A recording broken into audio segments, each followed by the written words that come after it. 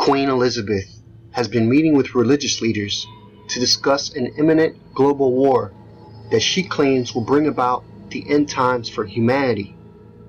At a meeting with Russia's Patriarch Kirill and the Archbishop of Canterbury, the Queen said, "One must now make the necessary preparations to say goodbye to loved ones, as one cannot assume who will live and who will die.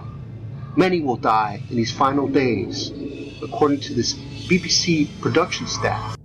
My beloved country is about to enter its darkest period in the coming months as a brutal and apocalyptic war will be waged in the East. October 30th, 30 days after the election. Suspected region Northeast, specifically New York. First phase, no rule of law.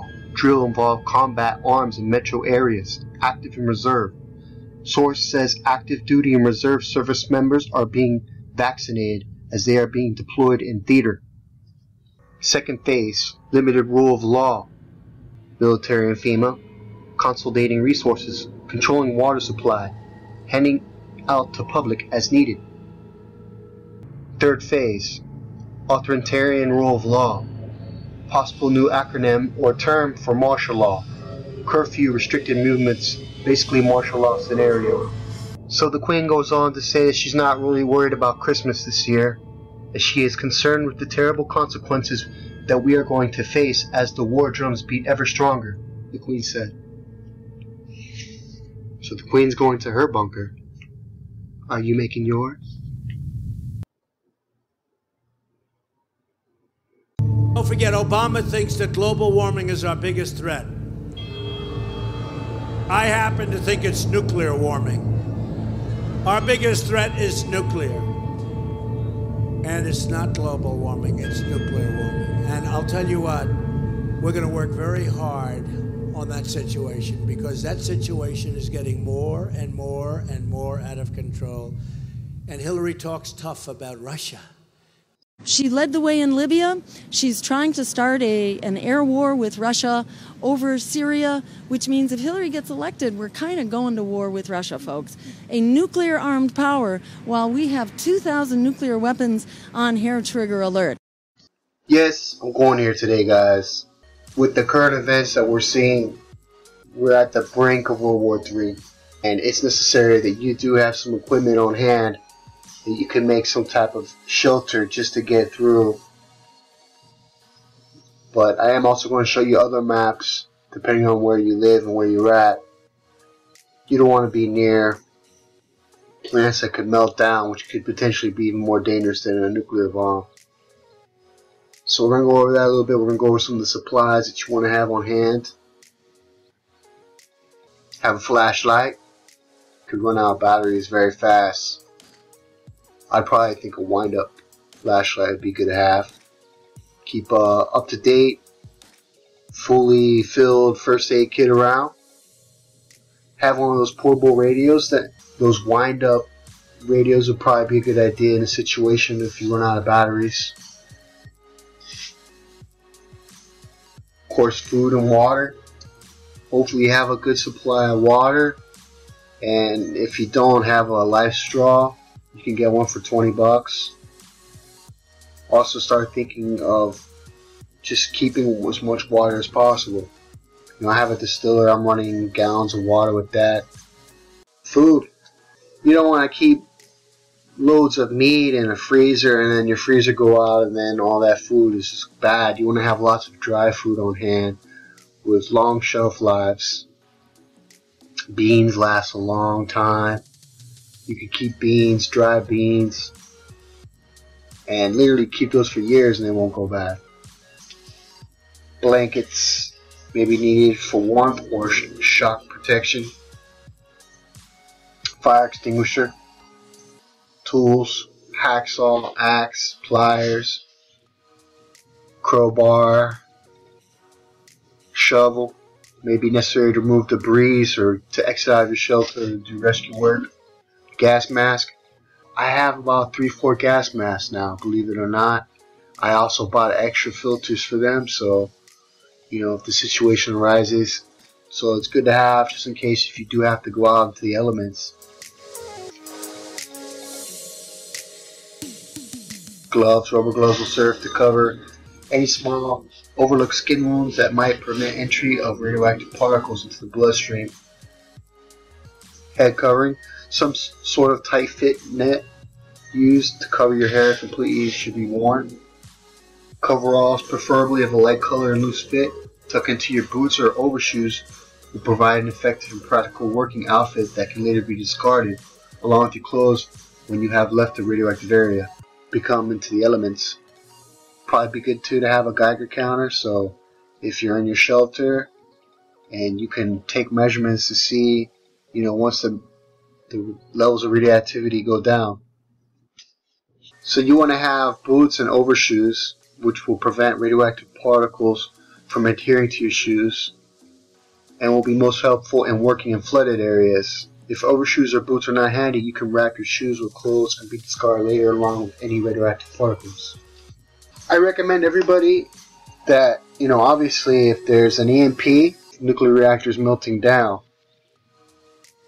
or even if there is a nuclear blast, the power is going to go out. It's not going to stay up forever unless you have, solar cells or something like that, which would probably be good to have so you could be up and running. Well, if it's an EMP, you'd want to have your stuff protected with a Faraday cage or something. So if you have that, a Faraday cage, you could store your solar shields in there and then take them out and you could be up and running. Print it out on paper, just some of these main things of what to have, what to buy. This is the advanced precautions, your bomb shelter. The best protection from an atomic explosion is the properly constructed shelter. This can be built in the open or a specifically reinforced room in your basement. The room can be made any size you wish but should have no windows, since glass transmits the deadly gamma rays. Some means of getting out, preferably 2 exits, should be provided. So gamma goes through glass, huh? The most flimsy structures will give you complete protection against heat flash.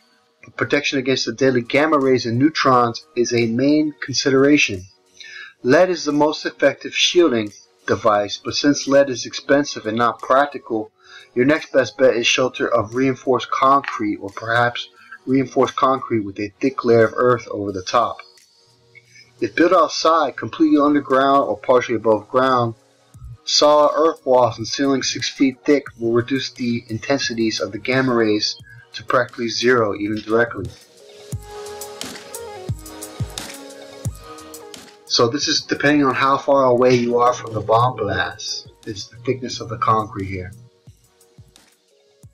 You would need 32 inches of concrete if you're 1,000 feet away from the blast.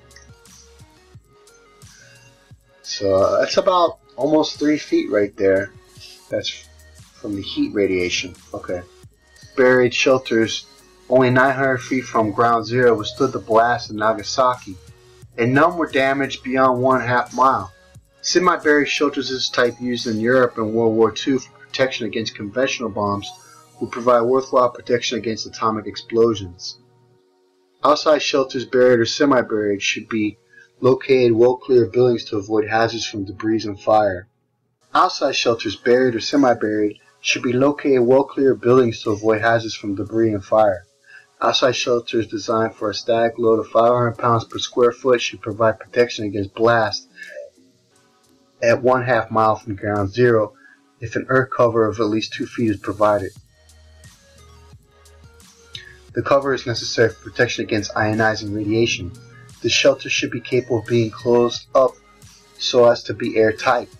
Doors should close tightly against seals in the frame. At least 2 means of exit are essential.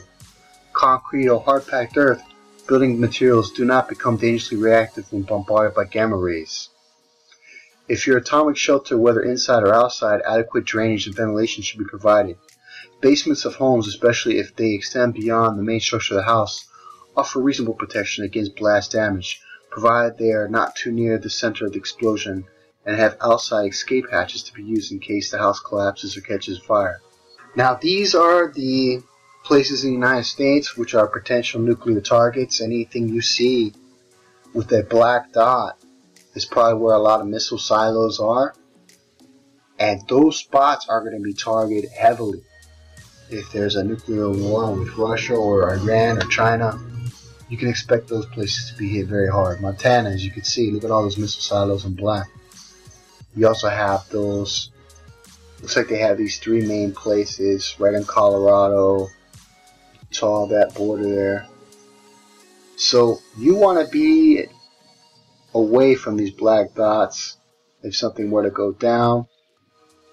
Some of these purple sites, I think those are targets as well. Some of these are nuclear reactors. I did mention that earlier in this video that one nuclear reactor could potentially have as much nuclear material as a nuclear strike would have. And, you know, with a nuclear bomb, you don't have all the radioactive isotopes in a nuclear bomb. But in a nuclear reactor, you do have all the radioactive isotopes. So it's potentially much more dangerous to be in a meltdown situation. Obama's out there threatening a cyber hack attack. They could cyber hack the systems of our reactors, shut down the power, and we could have a meltdown. Just from something like that or an EMP. So that's something to keep in mind, is that if you're near one of these nuclear plants, well, you definitely probably should have some type of bomb shelter anyway. Because if one of these things goes down, you have a place where you can go into, and then hopefully, you know, when the winds change and when the radiation levels go down some, you know, you can go out, maybe make an escape run. That's something to think about.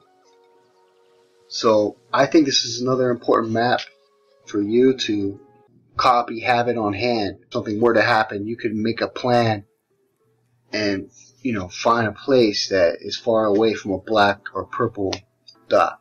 I have some Canadian maps, so this will also give you an idea of some places you want to stay away from in Canada. Now you have nuclear war target over there in Winnipeg. That's probably not a good place to be over there in Manitoba. You have a secondary target near the Saskatchewan border with Alberta in the middle there.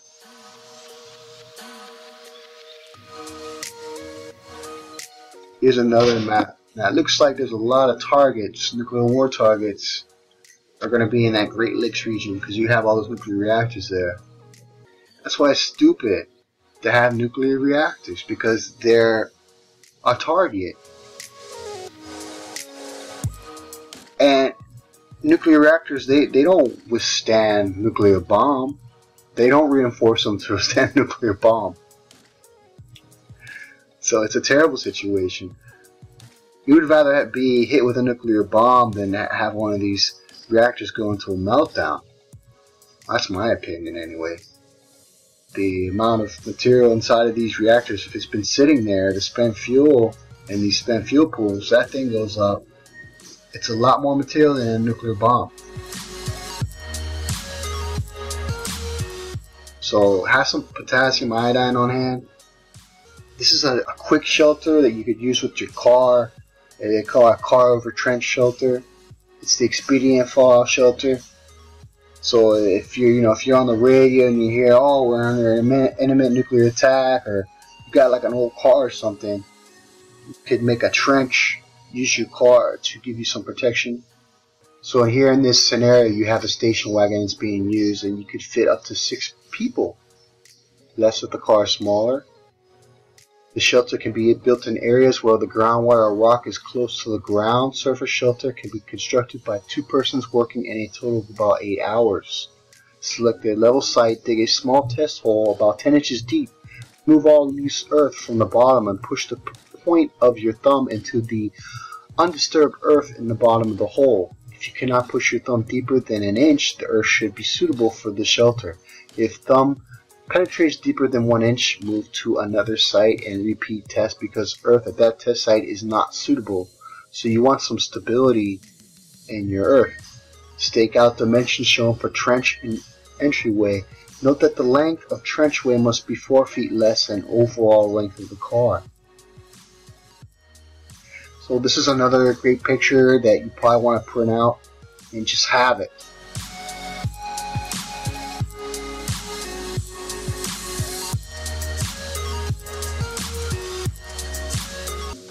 Okay, your tools and materials. Your car. Caution, car must have at least 4 to 4 inches of width between inside walls of tires.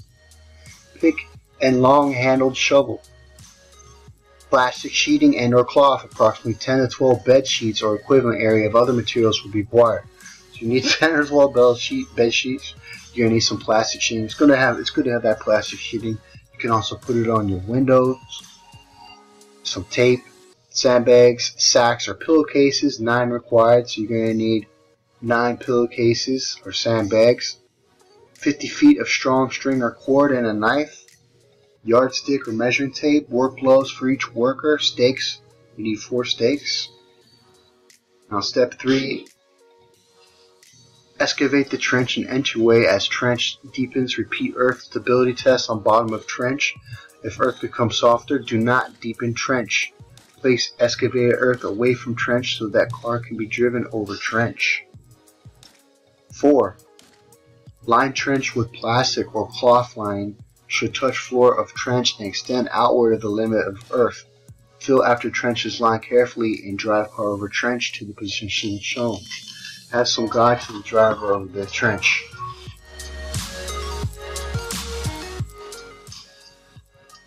Step 5. Remove all seats if possible. Cover floor and trunk with plastic. Place 1 foot of earth, fill in trunk and on floor.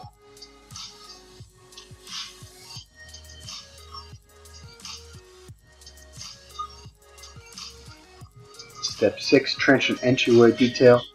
Place plastic cover over entrance and ventilation openings. Secure under hood and trunk lid.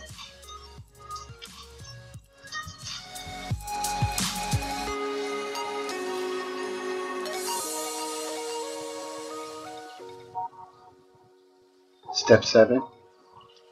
Secure plastic to sides of car as shown here and above, and use wood or stick wedges at hood and trunk to hold plastic. Also secure it with door as shown above. Step 9. Place sandbags around entrance and bank earth around them. Step 10. Place 8 inches of earth on car hood. So that earth is going to help block some of those gamma rays. Step 11. Dig shallow drainage ditch around fill.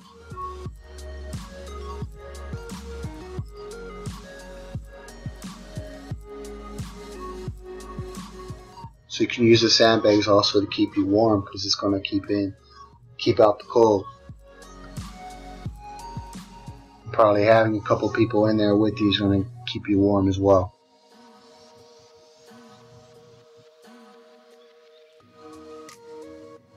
So that's why they're saying the 4 to 4 inch minimum, because you don't want the car to fall down on you. So technically you could probably have a couple cars next to each other and you could fit more people in there that way.